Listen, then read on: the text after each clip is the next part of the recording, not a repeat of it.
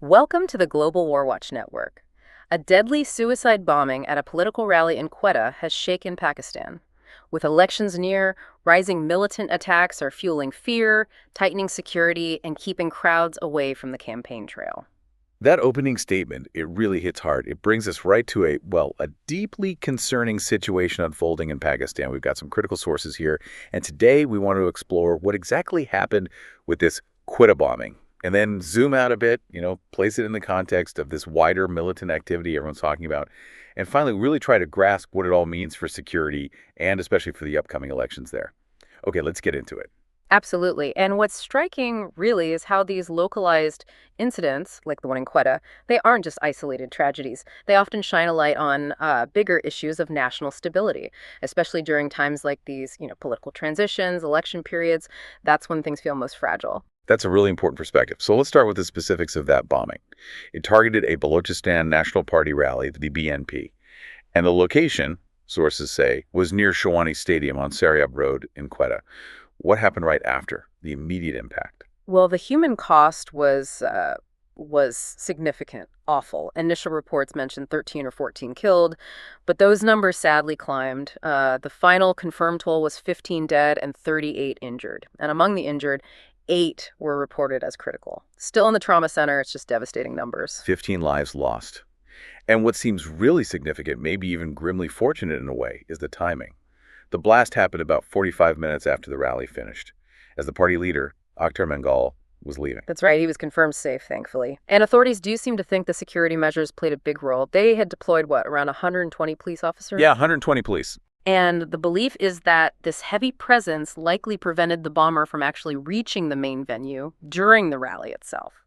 So, as bad as it was, it could potentially have been a far, far worse catastrophe if he'd gotten into the crowd earlier. Right. Averted a bigger disaster. And the bomber, what do we know? Well, the details are still part of the investigation, of course. But initial findings suggest a suicide bomber, believed to be quite young, maybe under 30.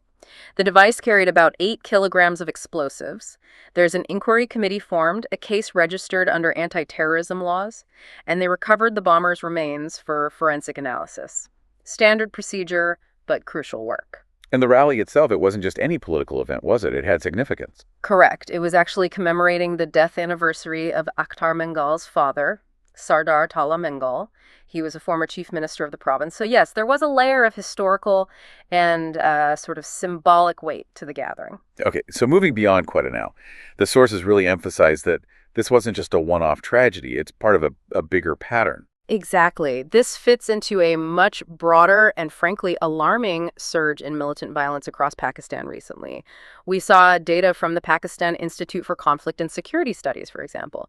Just in June, they recorded 78 separate terrorist attacks. 78 in 1 month. Yes. And those attacks killed 100 people. That includes 53 security personnel and 39 civilians.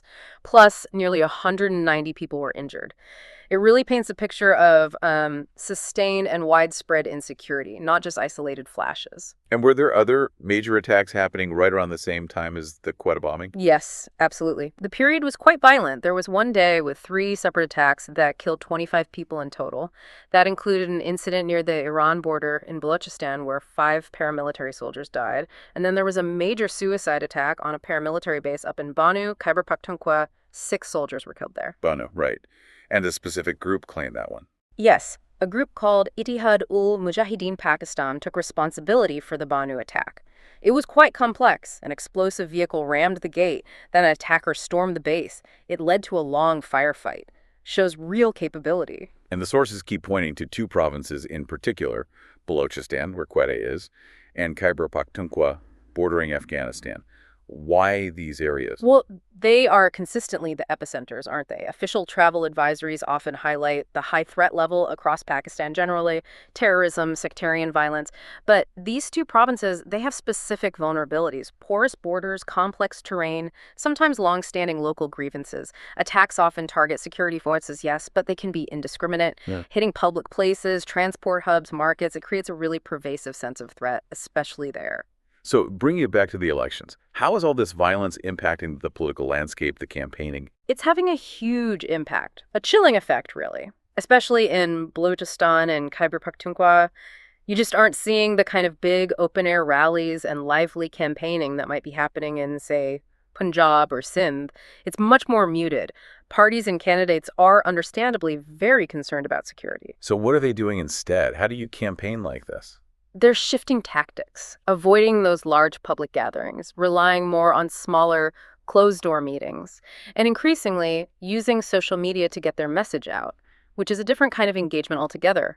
There was even a specific government advisory warning candidates about unnecessary movement, highlighting the risk of suicide bombers targeting political events. And candidates themselves have been attacked, directly targeted. Tragically, yes. We saw the killing of Rehan Zeb Khan, a PTI candidate, in Bajar.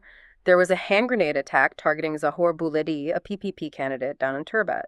And an Awami National Party leader was murdered in Chaman. These aren't abstract threats. They are deadly realities for people participating in the process. So what's the government doing to ensure the elections can actually happen? Well, the official line is a commitment to holding peaceful elections at any cost. Practical measures include things like temporarily suspending internet services near some polling stations on Election Day. The idea is to disrupt potential attackers' communications. And in Quetta specifically, the provincial government banned political gatherings after sunset. Banning rallies after dark. That must change the feel of campaigning. Absolutely. All these things, the fear, the targeted attacks, the security measures, they raise serious concerns about voter turnout. If candidates are scared and voters are scared to even attend a rally or go to a polling station, what does that do to the election's legitimacy and participation? Let's talk about who is behind all this violence. The sources name quite a few groups, don't they? Yes, it's a complex picture. The list includes the Tehrik-i-Taliban Pakistan, the TTP, or Pakistani Taliban, also Tehrik-i-Jihad Pakistan, or TJP, a newer name, possibly linked to the TTP. Then you have various Baloch separatist groups with their own agendas. Plus, Islamic State Khorasan Province, ISKP, that's the regional ISIS branch, Al-Qaeda still has a presence, and that group, Ittihad Ul-Mujahideen Pakistan, which claimed the Banu attack. It's a crowded, dangerous field. And there's a regional dimension, too. Islamabad pointing fingers towards Afghanistan. Right. Pakistan has repeatedly accused militants based in Afghanistan of carrying out attacks since the Afghan Taliban took back control in Kabul in August 2021. It suggests a change in Afghanistan has perhaps provided these groups with more operational space or sanctuary. Kabul, for its part, denies these accusations, but it definitely adds tension to the relationship. Focusing on Balochistan, again, it's not just about militancy, is it? There's strategic importance, resources. Huge strategic importance. Balochistan is vast and has significant natural gas and mineral reserves. Plus, it's absolutely central to the China-Pakistan Economic Corridor, CPEC. That massive infrastructure project linking China to the Arabian Sea via Gwadar port. Which itself is controversial for some locally. Exactly. While CPEC promises development, it fuels the narrative of the Baloch separatists. They have this long-standing grievance claiming the province was forcibly integrated into Pakistan and that they don't benefit from its resources or these big projects. So you have this volatile mix. Local rebellion, geopolitical interests, economic stakes, and cross-border militancy. It's incredibly complex. It really is. So what we've discussed today highlights just how serious the security situation is and how deeply it's affecting Pakistan's democracy, its elections. From Quetta's tragedy to the wider surge, the muted campaigns, the fear, the challenges are immense. And that brings us to a final thought, perhaps something for you, our listeners, to consider. Given decisions like banning political rallies after sundown in places like Quetta, what are the longer-term consequences? How does that change public discussion, campaign strategies, and maybe the very nature of democratic life when you're living under such constant security threats? Thank you for joining us for this discussion. We really appreciate your time and participation. We kindly ask you to like, share, and subscribe to the Global WarWatch Network. Please do share your thoughts on this in the comment section below. And you can join us on social media, too. All the links are provided in the description.